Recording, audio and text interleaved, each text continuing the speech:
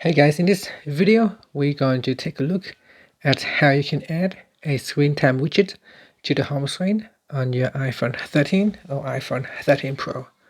First, let's go back to your home screen by swiping up at the bottom of the screen.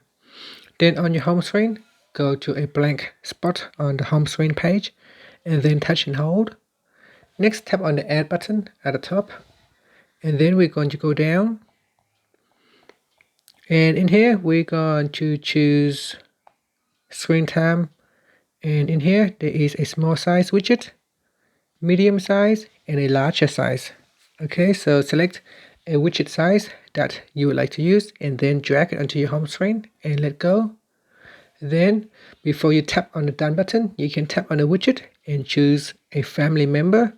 So at the moment, I have no other device or family members added to this account, but if you have other people added to this same iCloud account, you can choose which family member to display the screen time on the widget.